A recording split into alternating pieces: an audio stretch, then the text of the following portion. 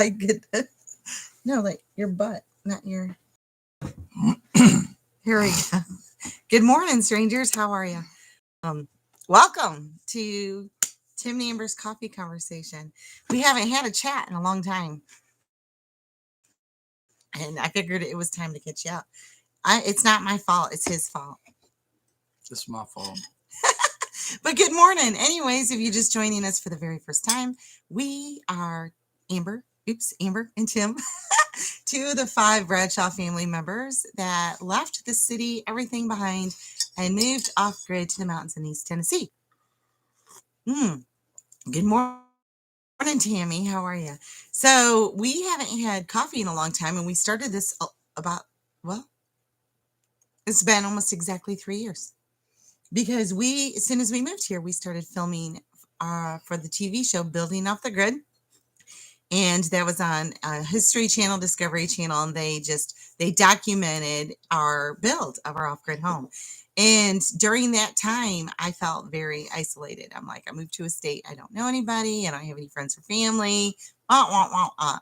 And so I'm like, I know, I'll just do a live chat so we can have coffee just like we did back home.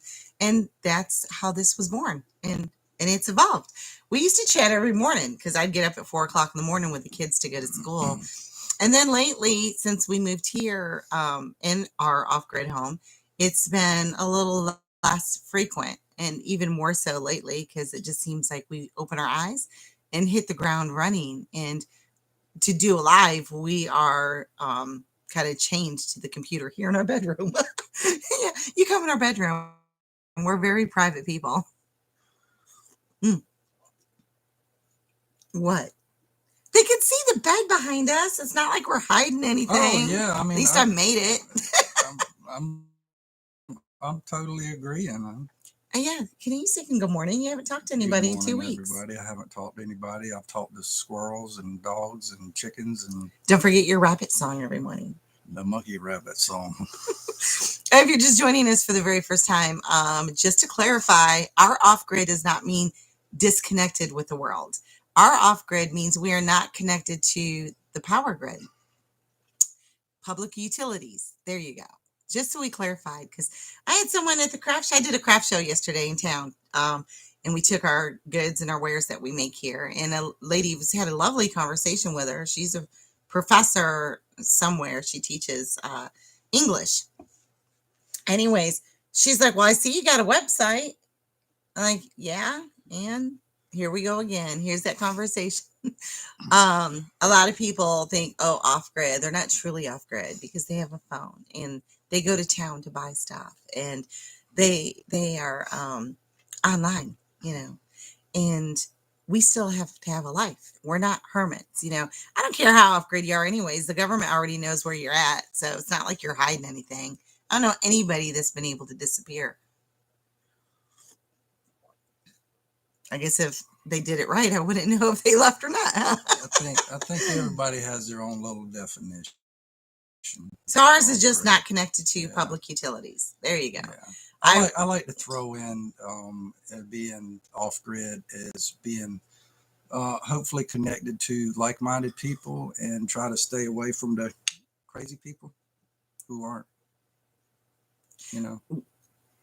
How do you define crazy people? I mean, aren't we in that category? No, I don't think we're crazy. We're smart. We're smart. I'll drink to that. Do you have... It's low. That's called the bottom of the barrel. But anyhow, so we haven't had a coffee conversation in a couple weeks. If it was my choice, we would talk a couple times a day with y'all. Have to have Wi-Fi and have to be here in front of a computer. Unfortunately, we don't have time for that. If we did, we would. If you were here, I would. You're all welcome to come here to visit. I had to reiterate that. There's not enough oomph in me to house everybody, but definitely to visit. And I wish I could. We could just build little itty bitty cabins and have everybody that we know and love come and stay here. That would be something, wouldn't it? Yeah, I'll get started right now. It'd be like Avatar, when they go to that village and there are all those little glowing huts everywhere. Or like the Crudes I like the Crudes. and the Bettermans. I'm sorry, I'm getting off beat, y'all. But anyhow, update since we last talked. I can't remember if our chicken hatched baby chicks and we told y'all about it or not. But we had a beautiful surprise a couple weeks ago, and our mama chick, that is our best chicken mama ever. I've witnessed things from her that I've never seen in nature, and it's absolutely for her littles. And it is funny though, when she's done. It's like, I want to say they weren't even 6 weeks old last time. They feathered out, but they weren't even 6 weeks old, and she kept on getting caught, busted, I guess, in the moment with Killer, her boyfriend. It's like they were hiding in the solar room, the battery room. They were hiding in Timmy's workshop, and the babies were just freaking out. And that's why I'd go outside. I'm like, where's Black Mama? The babies are all, "Whoop, beep, beep, beep, beep, beep," and they're freaking out. And we're looking all over for her. We thought something happened. And then here she comes out all shacked up with her boyfriend in the solar room. It was funny. Sorry about the X-rated comments there. Chickens, I tell you, they're bad, man. They're a little perverted group, aren't they? But anyway, she hatched out 8 babies. We had 3 that didn't make it, but 8, it was a good clutch. And they're all doing good. There's 7 black ones and 1 brown one, and they're just adorable. And we bring them in every night, and she knows. She'll put them all in the dog kennel when it starts to get cold and the temps start dropping and the sun starts to go down. Right about dusk, she does that. And she stays right there and with them, and we close the door and bring them in the house and set them by the fire all night. And it's worked out good. And when the sun comes up, those chickens let you know it's time to get your butt out of bed. The little babies, they just deep, deep, deep, deep, deep, deep, deep, deep. Anything else? No, I'm trying to think of livestock updates. So we found new homes for an extra $3. Our male goats. We had 3 extra ones. That Charles, I've been praying for him to get a really good home.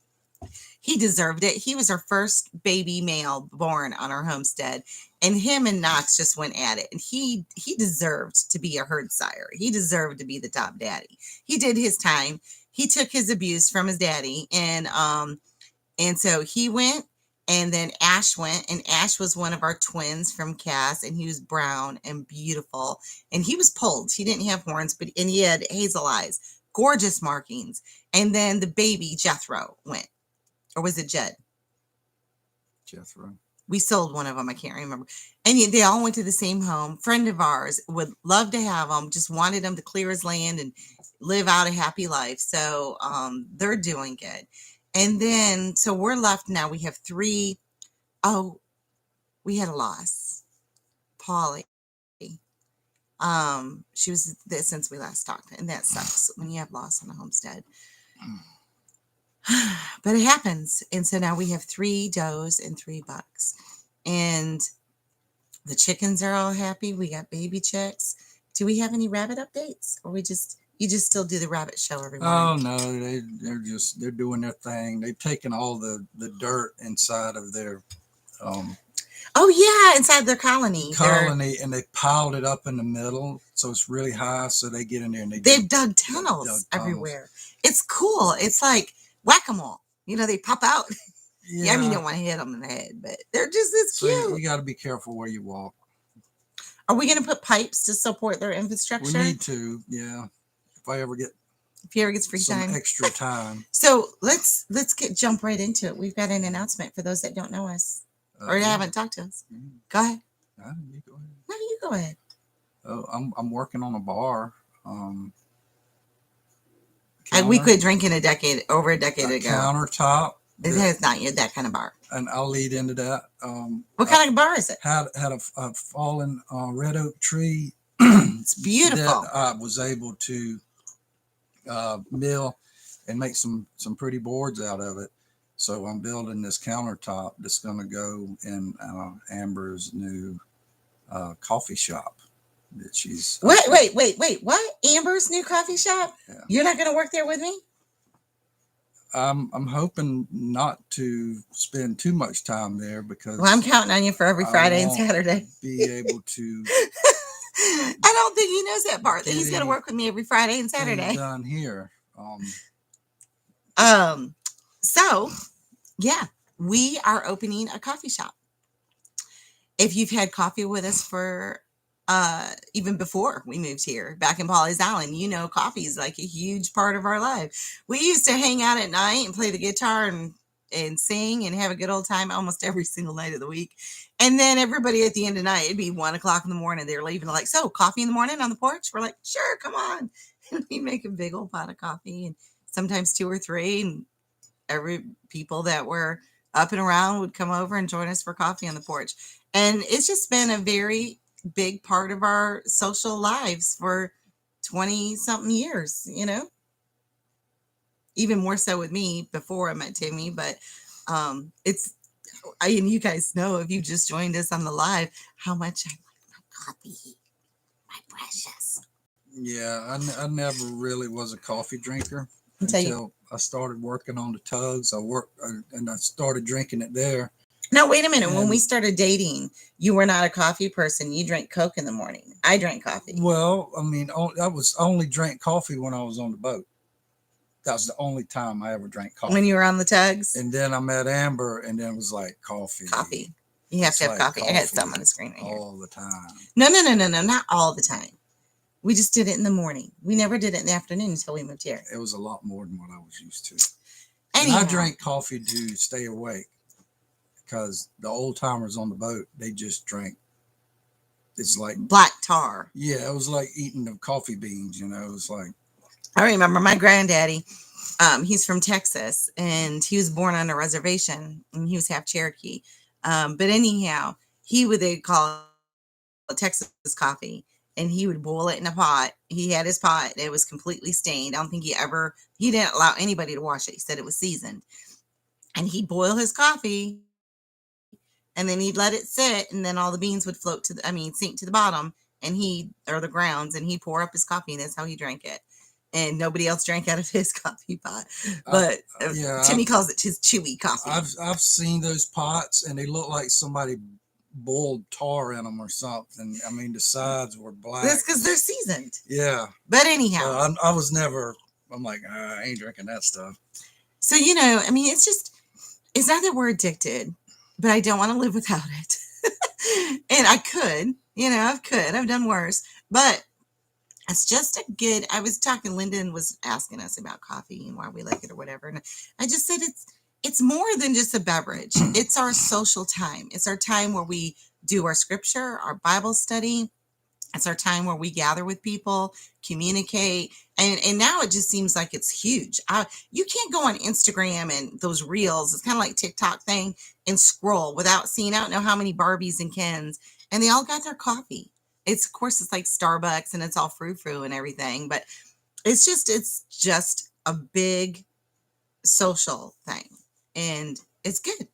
But anyhow, back to where it started is, we've been making our products, since before Lyndon was born, and she's 10. And then we used to teach workshops, how to make your own soap, how to make your own eco-friendly cleaners. And that evolved to selling them, not just teaching about them, but selling them. And then so we were in some stores in South Carolina, and we taught classes at the local college. And we've been teaching workshops since we moved here. And a year ago, no, almost 2 years ago, a year and a half, it was like a year ago last spring, I decided to make our products again and start selling them. It was right when COVID first hit. And so I put them in a couple shops, and then I put them in another shop. And so we're in 3 stores right now. We were in 4. We took one out of a store that wasn't moving very well. And then we have 4 other stores that are interested in our products, and we make everything. So what? Did you just pretend to go to sleep? Am I boring you? No. Long story short, we ended up know the story. in a store in Morristown, and that's the place where we always go to get feed. It's about an hour away. Ashlyn, our son's fiance, just moved there, where she'll stay until they get married. But I love the Morristown. It's an old town. I want to say it became a town. I can't remember the year. I It's want to like, say it's 1600, no, it's more like 1800, yeah, 1800 something. 1897, something like Oh, when it 1890. got incorporated? Yeah. So I'm off a couple hundred years. Anyhow, we never knew a whole lot about it other than the feed store, Aldi's, turn around and go home. Oh no, Texas Roadhouse is there. Timmy's favorite. So anyhow, I saw a thing for wanting vendors, and I'm like, let's talk to them. Let's go meet them. We fell in love with the owners. We fell in love with downtown. It's in a historic district. It's on Main Street. It has all these beautiful old buildings with the brick walls exposed, and it's just very quaint and cute. And they have these mercantile shops and a lot of antique stores and stuff. And we just found it to be a good fit. So we agreed and we leased a space and we put all our stuff in there. I gotta bring products for that tomorrow, by the way. And and in her main store called Treasures on Main Street, there's this area and it's a tin countertop, framed out like our house, and it was cute. And she had just stuff. I'm like, what's this over here? And she goes, oh, that was supposed to be a coffee shop. When we opened, we knew we wanted a place that people could just come, have a cup of coffee, relax, chat, really inviting. And then COVID hit, and that partnership fell through. And we spent all this money getting the plumbing done and getting it correct, right for it to be past inspection. And I'm like, huh, I've always wanted a coffee shop, and that's just kind of how it went. And it's funny because for the last since COVID hit and my job closed down and we started homeschooling Lyndon because her school closed, God pressed on my heart just to be still. And he knows how hard that is for me because I'm a doer. I'm not a sitter. I'm not a thinker. I'm not a thinker. I just do. I get an idea that pops in my head and I just jump. Timmy, on the other hand, he wants to chew that tobacco until there ain't none left.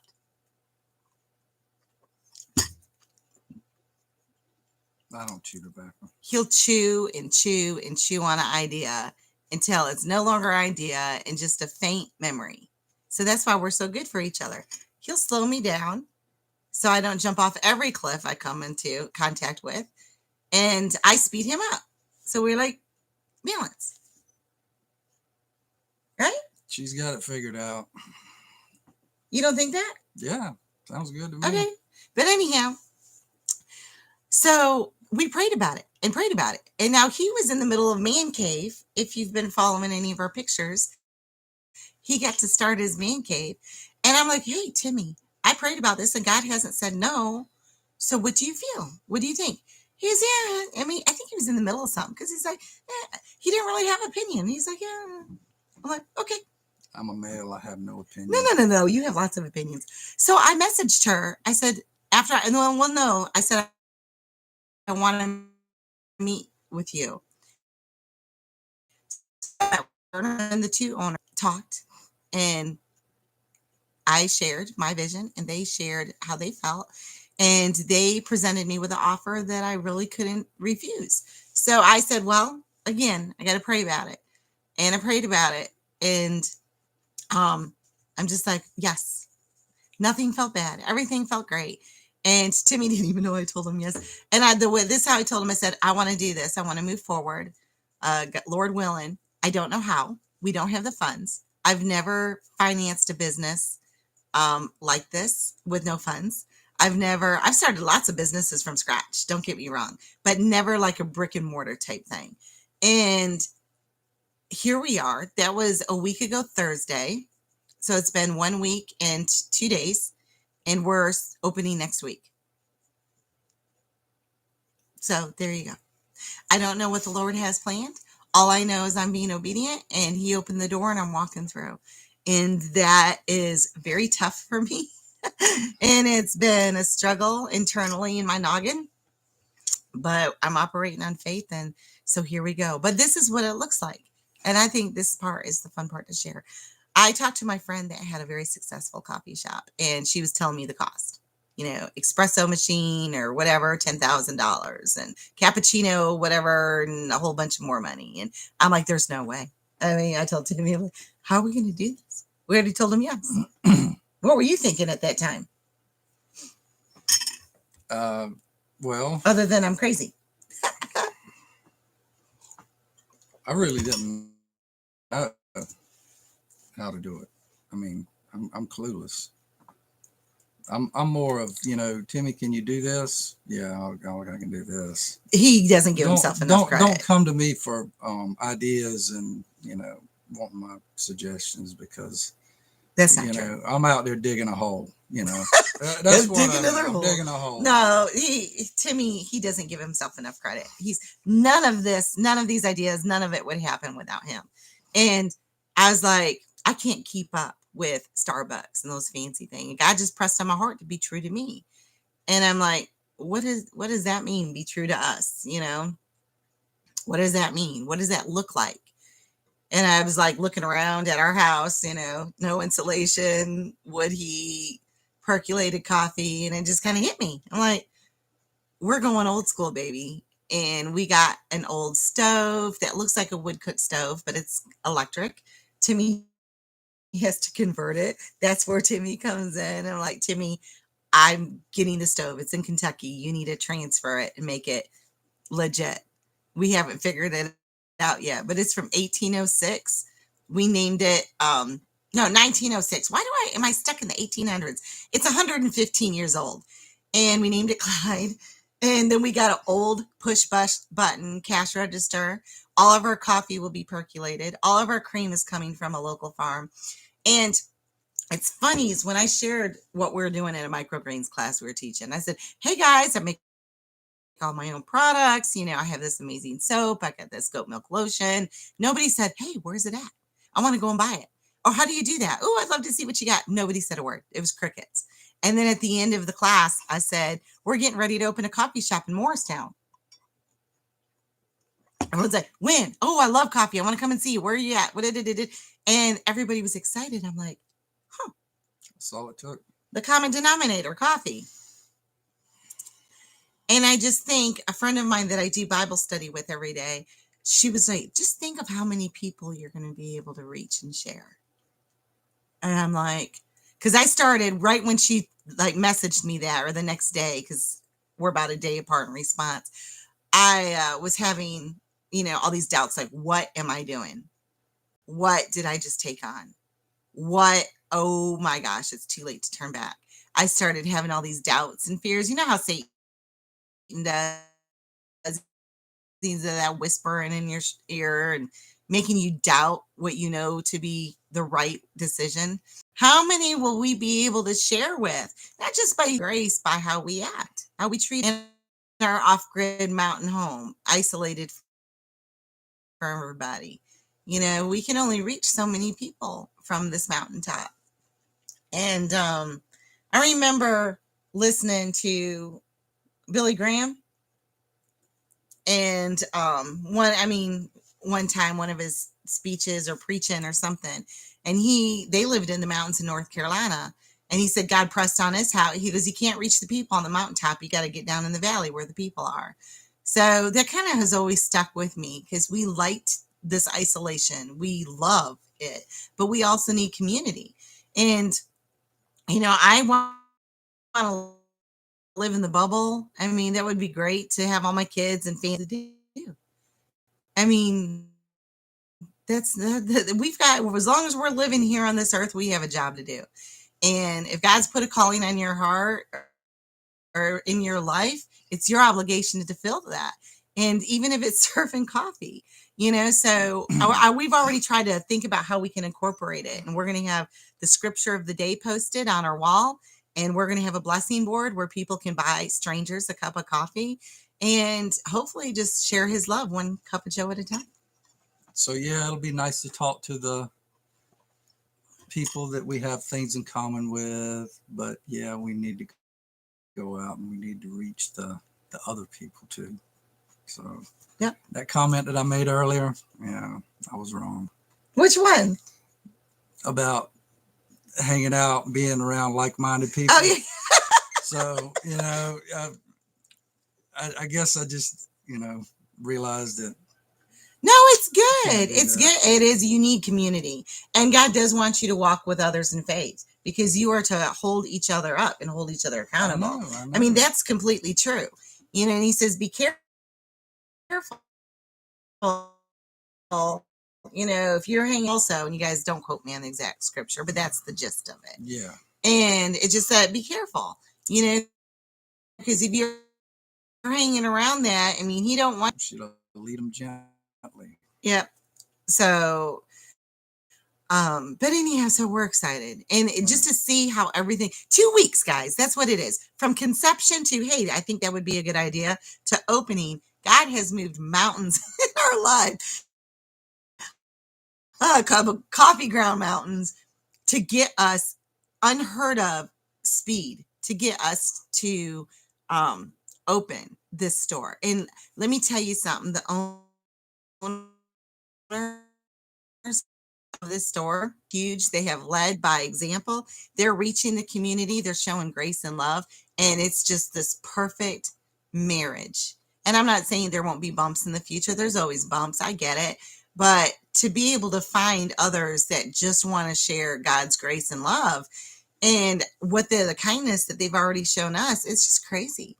And the support. I've never encountered a business relationship like this in my life. And you just know, we never planned on opening a coffee shop. I wanted a homestead bed and breakfast type experience thing here. I want to in the morning by a campfire. So, but I also want to live God's will for my life. And I know if I choose his path, that it's bigger than anything that. Yeah, you never know who you're going to meet out on the outside. So, Well, and just like yesterday, I had the craft show, y'all. I didn't want to do it. I bucked myself. I stomped my feet. I did not want to do it because I have 1,000 other things that I need to do. But I gave her my word, and my word is good, and I don't go back on my word. So I'm like, okay, I'll do it. And I was stomping my feet all day because I didn't make no money, not a dime. I wanted in my head, I initially said to myself, Lord, I need to make enough money to buy the hay. We ordered a truckload of hay tomorrow, and our animals need it. And that truckload of hay is $120. And then later I'm like, no, I want more. We need more money. Thanksgiving's coming up, and we invited people over for Thanksgiving. Lord, I need like triple that. Oh goodness. So anyhow, that's how faith works, though, is you have to have faith that the Lord will provide, and he will provide. He doesn't always give you, a nest egg so you're comfortable. He provides what you need. So I'm at the craft show, and I made like $20, and I'm mad. And if I was texting you yesterday, I'm sorry that I complained about making just $20, because the Lord put me where I needed to be. I met some pretty amazing people. I did talk about God. I met a lot of new people that all live in Morristown. They're like, oh, I can't wait for you to open your coffee shop. Now, mind you, I'm located an hour away where the craft show was. And so anyways, I'm like, I'm tapping out. I can't sit here anymore. I know I have all this stuff to do when I get home. So I started packing up my boxes with my little $20. And keep in mind, it cost me $40 to set up the booth. I had to pay $40, and I've only made 20.